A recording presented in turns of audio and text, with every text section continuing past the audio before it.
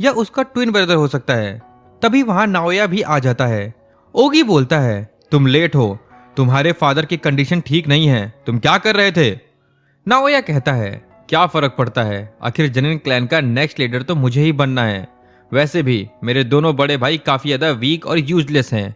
इसके बाद नाओया ओगी और जिनिची दोनों की बेइज्जती करने लगता है। एक पॉइंट पे उन्हें तोजी से कंपेयर कर देता है। ये सुनते ही ओगी जनिन गुस्सा हो जाता है और अपनी स्वॉर्ड नाओया के गले पर रख देता है। सिचुएशन काफी हीटेड हो जाती है। तभी वहां एक बंदा आता है और बताता है कि नाओबितो जनिन अब नहीं रहे। फिर वो उन्हें नाओबितो की आखिरी इच्छा पढ़ के सुनाता है, यानी जनिन क्लैन का अगला वारिस कौन होगा। और ऑफ कोर्स नाओया जनिन को ही चूज किया जाता है। वो जनिन क्लैन का 27th हेड बनने वाला होता है। वो ये भी बताता है कि जनिन क्लैन के सीक्रेट स्टोरेज में जितने भी फॉरबिडन वेपन्स और कर्स टूल हैं, उन सबका एक्सेस अब नाओया को मिलेगा। हालांकि उन फॉरबिडन वेपन्स और कर्स टूल को यूज करने के लिए उसे अपने अंकल ओगी जनिन या जिनची जनिन से परमिशन लेना होगा। ये सुन के नाओया थोड़ा चिढ़ जाता है, लेकिन तभी एक और ट्विस्ट आता है।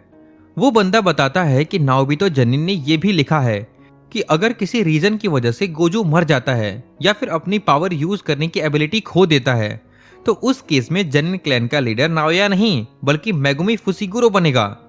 ये सुनते ही नाओया पूरी तरह से भड़क जाता है और गुस्से में वहां से जाने लगता है। आखिर मेरे बाप ने कौन सा माल फूंक के ये सब डिसाइड किया?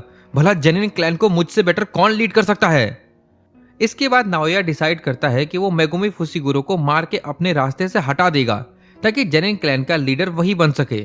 उसकी सर्वेंट बताती है कि मेगुमी अभी यूजी इतोदोरी को ढूंढने के मिशन पर गया है, जो सुकुना का वेशल है। नाओया कहता है, अच्छा है, फिर मैं दोनों को एक साथ ही मार दूंगा। क्योंकि अब टोक्यो पूरी तरह कर्स स्पिरिट से सराउंडेड है, तो अगर नाओया मेगुमी को मार भी देता है तो किसी को कोई शक भी नहीं होगा। इसके बाद हम फाइनली यूजी इतने ट्रॉमा से बाहर नहीं आ पाया होता। तभी वहां चोसो आ जाता है और उसका हाल चाल पूछता है। यूजी बताता है कि वो फील कर पा रहा है कि उसके अंदर सुकुना की पावर काफी ज्यादा स्ट्रांग हो चुकी है। चोसो सजेस्ट करता है, तुम ठीक नहीं लग रहे हो, तुम्हें वापस जुजुत्सु हाई चले जाना चाहिए।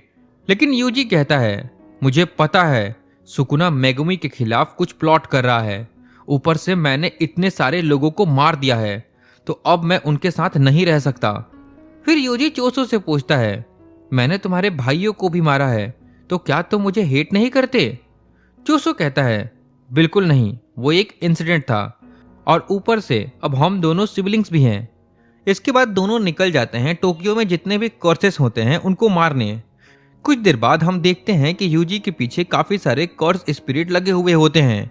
यूजी उन सबको अपने पीछे भागते हुए एक टनल के अंदर ले जाता है, जहां चोसो पहले से ही होता है। चोसो अपने ब्लड पियर्सिंग अटैक का यूज करके उन सबको एक साथ मार देता है। इधर एक जाइंट कर्स स्पिरिट चोसो पे अटैक करने वाला होता है, लेकिन यूजी टाइम